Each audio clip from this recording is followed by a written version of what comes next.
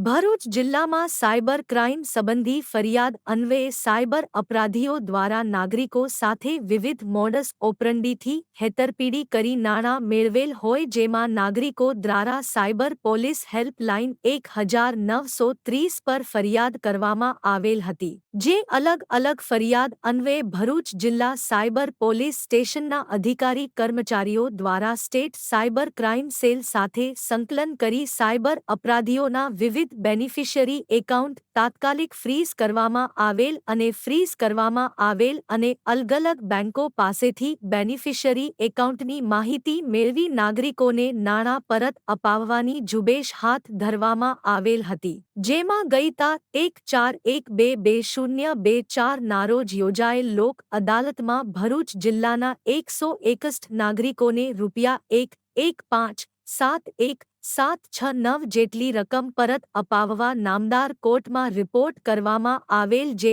અન્વયે નામદાર કોર્ટ દ્વારા નાગરિકોના નાણાં પરત કરવા હુકમ કરવામાં આવતા નામદાર કોર્ટમાંથી હુકમ મેળવી નાગરિકોને નાણાં પરત અપાવવાની કાર્યવાહી સાયબર ક્રાઇમ પોલીસ સ્ટેશન દ્વારા કરવામાં આવેલ છે અને હજી પણ અન્ય નાગરિકોને નાણાં પરત અપાવવા માટેની કાર્યવાહી ચાલુ છે કોઈપણ નાગરિક સાથે સાયબર ક્રાઇમ સંબંધી બનાવ બને તો તરત જ ગોલ્ડન અવર્સ ફ્રોડ થયાના 5 કલાકની અંદર હેલ્પલાઇન 1930 પર સંપર્ક કરી ફરિયાદ નોંધવા અપીલ કરવામાં આવે છે અને હેલ્પલાઇન ઉપર ફરિયાદ નોંધાવ્યા બાદ ભરૂચ જિલ્લા પોલીસ સ્ટેશન તથા સ્થાનિક પોલીસનો સંપર્ક કરવા નાગરિકોને જાણ કરવામાં આવે છે વધુમાં ભરૂચ જિલ્લા પોલીસ દ્વારા સને 2024ના વર્ષ દરમિયાન 4,05,25,069 જેટલા નાણાં પરત અપાવવાની સારી અને સફળ કામગીરી કરવામાં આવેલ છે।